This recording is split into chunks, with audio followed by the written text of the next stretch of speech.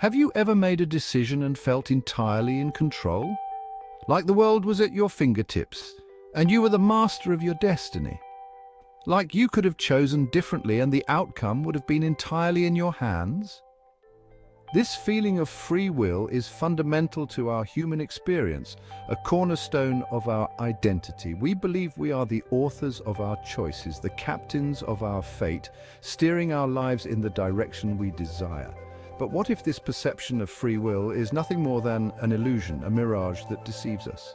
What if our choices are predetermined, our paths already laid out before us, like a script we are unknowingly following? This intriguing question has puzzled philosophers and scientists for centuries, leading us down a rabbit hole of uncertainty and wonder. Our intuition tells us we are free agents, capable of shaping our destinies. We feel the weight of our decisions, the consequences of our actions, and the impact they have on our lives and others.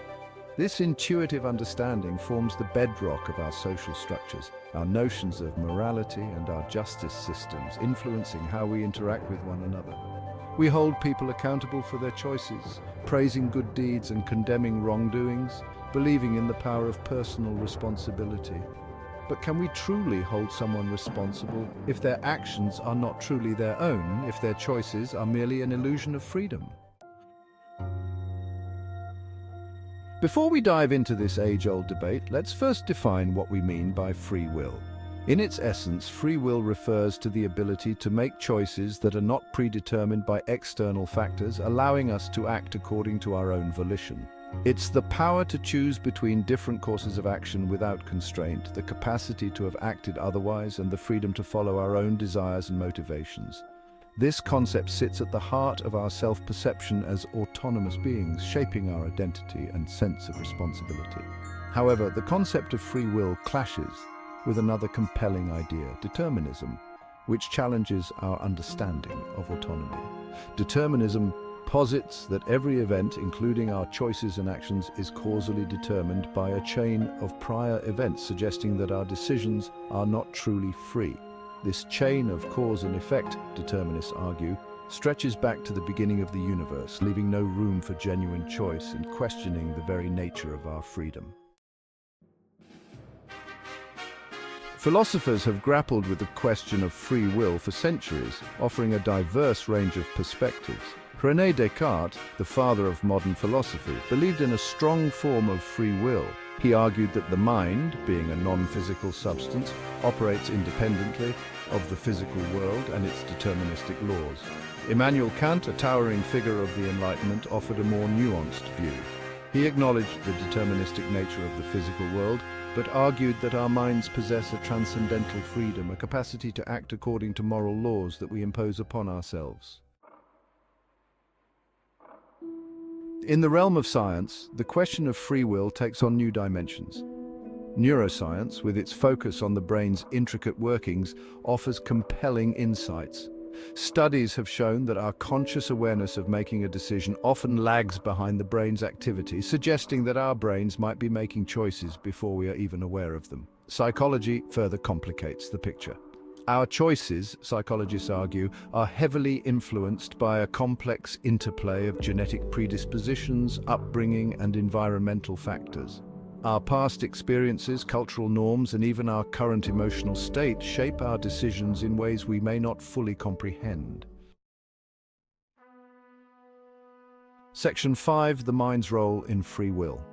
Despite these scientific findings, many argue that reducing the human mind to a collection of neurons and synapses is a gross oversimplification. They contend that consciousness, with its subjective experiences and emergent properties, cannot be fully explained by current scientific models.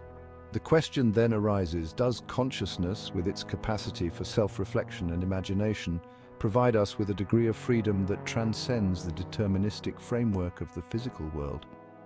This question remains a point of contention, with no easy answers in sight.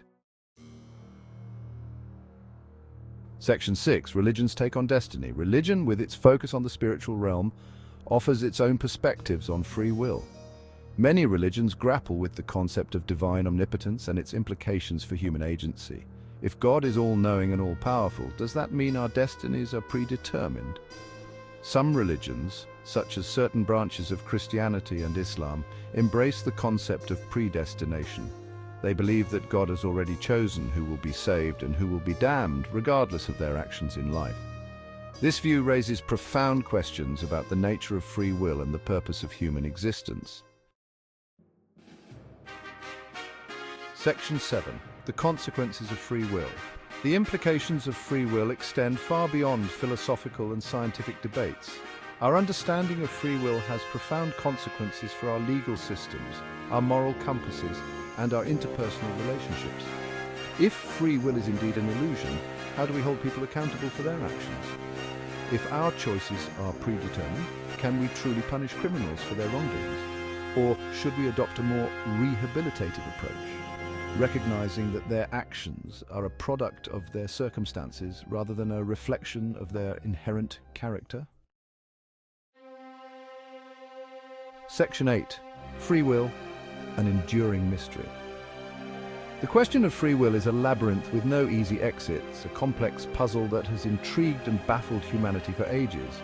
It's a puzzle that has challenged the brightest minds for centuries, from ancient philosophers to modern scientists, forcing us to confront the fundamental nature of our existence and the essence of what it means to be human. While science offers compelling insights into the workings of our brains and the myriad factors that influence our choices, the subjective experience of free will remains a persistent enigma, a mystery that eludes definitive explanation. Perhaps the answer lies not in choosing a side, but in embracing the mystery, accepting that some questions may never have clear answers. Perhaps free will, in its purest form, exists in the space between determinism and chance, in the delicate balance of choice and fate, in the realm of human consciousness where the known and unknown converge, creating a tapestry of possibilities. Whatever the answer, the exploration itself is a testament to the enduring power of human curiosity, a journey that continues to inspire and challenge us.